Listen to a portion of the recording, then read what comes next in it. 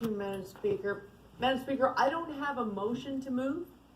I probably shouldn't even speak. You know, this conversation, starting in committee and even here, started to take on an election year flavor.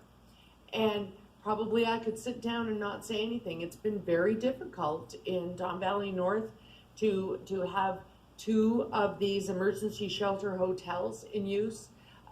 During that time, to even open a brand new permanent shelter, the first in any of the Don Valley regions. That's all been difficult, so maybe I should not speak at all. But I really have to.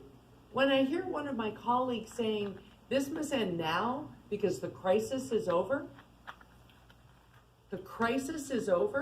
I'm not sure what crisis that colleague was talking about. Is it the COVID crisis? Is it the housing crisis? Is it the opioid crisis? Is any of these over? Any of them? Not one of them is over. And really not one of them will be over anytime soon. This report talks about what we're doing on all of those fronts. But yes, it is costing money. But if we talk about the public, is the public happy that we're providing the support on the ground that we're providing? Who is the public? I know thousands of them are the very residents inside these facilities. The public is a pretty broad term. And some of the public in this city has a roof over its head. Some of the public in the city has no roof over its head. And they want us to keep providing the supports until they're not needed anymore. Now, 2,800 homes in a 2-year time frame goes a long way.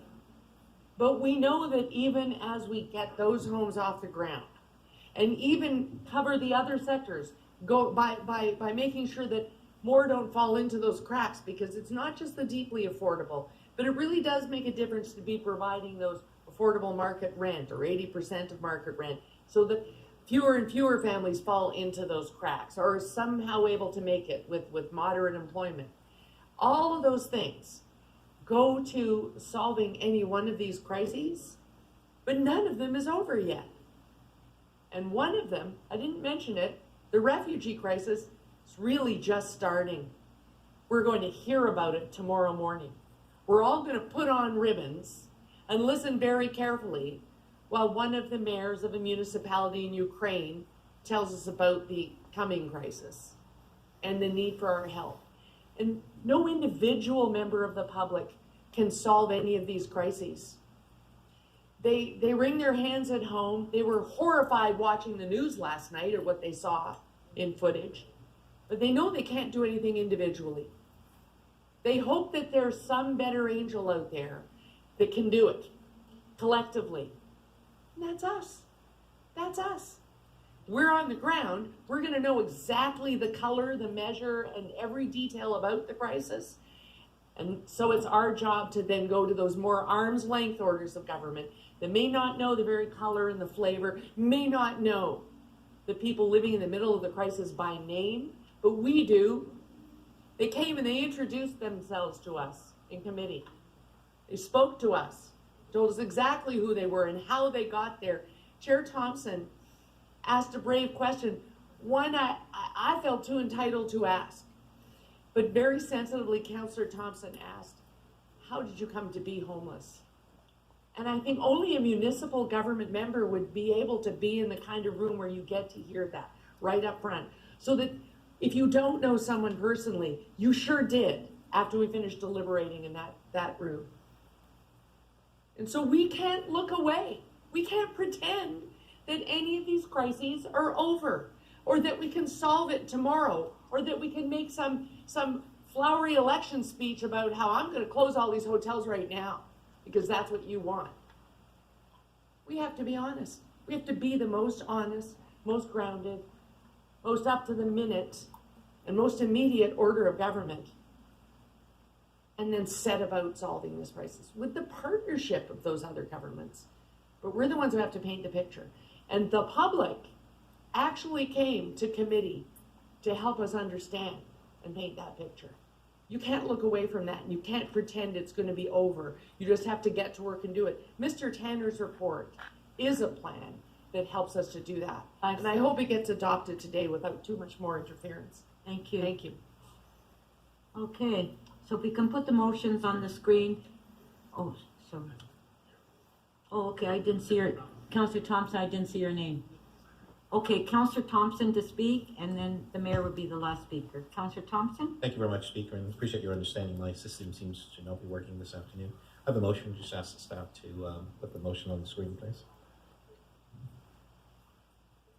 The motion's on the screen. The motion reads that City Council direct the City Manager to work with the General Manager, Economic Development and Culture, and the General Manager, Shelter Support and Housing to consult with Toronto and York Region Labour Council, unions representing hotels, tourism workers, and other tourism and hospitality stakeholders about the state of hotel sector and the use of hotels as shelters and the impact on hotel service workers. We are really working hard to respond. You please some and you don't please others. There is a continuous need in terms of adding support, responding to the need, and so on. Mr. Tanner, and I want to thank him for his work and his team. They are working hard, trying to respond, and we've heard that people come here because of the services that we provide and so on, and service we must. We've moved people from encampment into hotels. We know that many individuals have a variety of different issues. There's a dependency on substance, there's mental health, and a variety of things that is taking place. And in as much as we are trying to facilitate and help with respect to providing shelter to the individuals and so on, there is an additional element. We know that there are varying damages that are taking place on the properties. We also know, and I think it's really important for us to understand, because there are a lot of people who are in the city impacted by the decisions we've made in communities. We've seen the increase in crime. We've seen the increase in a variety of other activities, whether or not it's drug uses and other types of activities, which is not normal, but it does occur, and residents are impacted. I've had emails from residents and business owners about the impact that our decisions have had on their businesses, and we recognize that it is real. And so the question is, how do we respond to those? The questions I asked Mr. Tanner earlier around how are you dealing with security, and I know that questions have been asked about consultation and so on, and it's been provided. I'll give you, an overview of an experience that I encountered just before Christmas. We had a decision that was made to move residents from Strawn House, to my ward. The decision was made to put them in a hotel. There was not any consultation with me per se. There was a conversation and bringing the matter to my attention, but there was an advanced conversation with myself or the broader community. It was stated that they would put the residents in this facility in January, early January, and in fact they would have they would put them in Christmas, just after Christmas, and they would have a consultation with the public thereafter. I insisted that did not take place. I insisted that my residents were informed and came to obviously meeting to be told as to what was going to happen, how it was going to happen, how they would be impacted, and allowing them to ask questions. This was on December 23rd. I was told at the time that there wasn't enough time, but there was no way that we were going to put a facility in the community without any consultation, and it's extremely important. I'm happy to say that the facility is working. There are challenges and so on, but the community understands, and there is the community liaison committee that we're working together. It's a tough situation, and it's an expensive proposition as well, working to help everyone as we are required to do because of the humanity of it. There's all the debates as to the cost and so on, and those are real. But at the end of the day, if left to no action, the matter becomes much worse than it is currently, believe it or not. I know it's very difficult for some people to understand and appreciate, but it does become worse. And we are working hard to try to respond because we know that there is a risk associated. I spoke to some young people just a few days ago about, in and around the Bond Hotel in the Dundas Square area. They were complaining to me about the city's activity there and the impact. We've had situations there, and I've spoken to folks at Ryerson and so on, and they've indicated about the concerns. It's a challenging situation, Speaker, but we do have to find ways to help. Thank you. Thank you. Move a motion to extend to finish this item. You're the last speaker, and then we'll vote on the motions and do the bills. So can you move that we I'd be extend? happy to move that we extend to finish this item. Okay, thank you. Mayor Tory? You just have to take a vote on that before Oh, yeah. All in favor? I didn't want to presume, Speaker, No, that's I all. know. Okay, Mayor Tory to speak. Speaker, I don't know where to start, but I guess I'll start in this way. And I'm not sure exactly what was meant, but I just want to concur in many of the comments that Councillor Carroll made. But I wish I could stand here and say that any of the emergencies we face are over. And I'll start with the pandemic, because I've been going to great pains to say to the people, as much as I hope we've reached a different stage and that we are trying to handle it differently, it is not over. It is not over. And I think the more marginalized you are, the less it's over. And so, in that respect, I think that we have to continue to provide supports to people who have been particularly affected by the pandemic. And the one thing I know, and we're in the midst now of trying to sort out the answer to this question, it's very much a part of the planning that Mr. Tanner is doing. And I should say, by the way, he talk about a dedicated public servant and his team. I mean, this is an impossible problem to deal with. It's impossible to deal with from the standpoint of reaching a satisfactory answer that everybody can sort of buy into, because it becomes very polarized and very ideological sometimes. And I say that in criticism of nobody. I just say it's a fact that happens on this issue in particular. But he's doing a great job trying to pull together a plan like this to help us through this. But one of the things we don't have an answer on yet is what is going to be the new standard that is going to be in the sort of immediate post-pandemic or immediate sort of tail end of the pandemic period to keep people safe and healthy. Because one thing I think we pretty much know for sure, it won't be back to exactly the way it was. So we need that answer, for example, because I have no doubt, and this will cause some people to become inflamed, that we could recreate some capacity in our shelter system, without going back to the physical standards the way they were before. And then it was mentioned by Councillor Carroll quite correctly that there are other crises we know exist. There is a housing crisis. We are unfortunately the regional comforters and supporters of people, because a lot of those same kinds of supports aren't provided in other places, and so people come here, and a lot of people are from here that fall into that situation where they experience homelessness, and we provide for them in different ways. So that crisis isn't over. We're just in the midst. I would say we deserve more credit. This administration, and by this administration, I mean we're here as an administration together. There's one mayor and 25 councillors. But if you look at the progress, and it was referenced earlier, I think, by Abby and others in the previous discussion we had, and you hear the number of supportive housing units, I will look forward to the report that Councillor Perks has asked for, because if you compare it to any other time, decades going back, in terms of the number of supporting housing units that have come on stream, thanks, I will say, to an excellent program by the federal government, the Rapid Housing Program, that makes us move quickly. And I'm the one, not the only one, but I'm the one that's gone to every one of those meetings, without exception, the public meetings, to stand in there when people are consulted and say that they don't want the supportive housing near them because they have fears about it that are in many respects based on incorrect information. But nonetheless, we are putting those supportive housing units in, and you know what? After a period of time, they become adopted by the neighborhood, and the people are going in there and having different kinds of nights and doing things together. And I went to a barbecue in Councillor Crawford's ward. It's something that started off in a very negative environment and now is transitioning itself, as we would expect in the city of Toronto, into something that is quite positive. And Councillor Carroll talked about the question that she heard Deputy Mayor Thompson ask.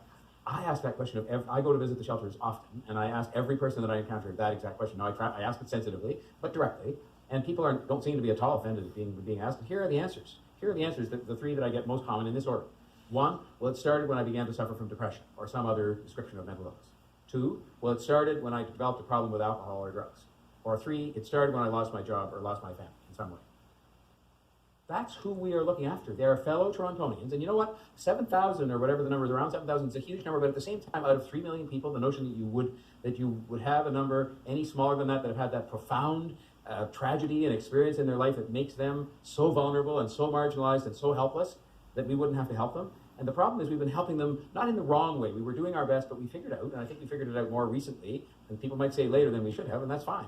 But supportive housing, as a number of speakers have said, including I think Councillor Carroll, Councillor Perks, and a number, is the answer. And that is why we are focused on putting thousands of units in place, and that is why these modular housing units are so important, because they've allowed us to put out those numbers. And somebody mentioned earlier, I think it was Councillor Layton, that about more than 1,000 of the people in those new units are people who are in camps. Is that the answer? I think we heard a lot about that when that was going on, because clearly that can't be the answer. And as a number of people have also said, this also makes business sense. And I'm going to trespass for a minute on this. It's so important because this says so much about who we are in this city. It says so much about who we are as how we handle these things and the degree of sensitivity we display. And that doesn't mean you have to be irresponsible or careless or imprudent with the public's money, but it means you have to start from the premise that we have people in profound states of difficulty in their lives, that they need support. It's turned into permanent housing, which it never should have. And now we're moving back the other way and saying and when you go to these supportive housing developments we put in place, the modular housing, and you meet the people, the look of pride in their eyes that they have a home. They're paying rent, by the way. A lot of people don't know that they are. Well, they are. Even out of the very modest income they get from ODSP and so on, they are paying some rent so that they have the dignity of paying that rent. But having those places with the supports they have, and you want to know why it's expensive? It's expensive not because the hotel's charging too much. The hotels actually, for all the other negative effects that might have been experienced by hotels because they were out of business, there was nobody staying in them. They at least got some revenue from having us use those hotels to shelter people. But the reason those rooms are so expensive is because of the supports that we properly put there to make sure we're not just putting people in a hotel room and saying, good luck, we'll call you when the pandemic's over. We are trying to support them through the very same problems that I mentioned earlier. So I will stop. I could go on and talk about this for half an hour, but I just think that yes, we have the obligation. I am in meetings in this every single week trying to make sure we sort out a plan that can have us move away from the dependence on hotels and move away from the dependence on shelters and move towards the ability to provide for people a home.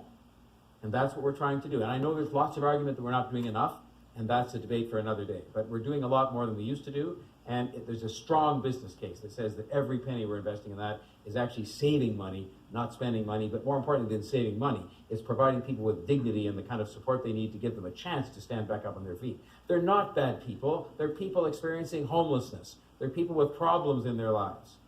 And so I commend our staff again for trying to work hard at this. We're working hard to try and find a better answer than where things stand today.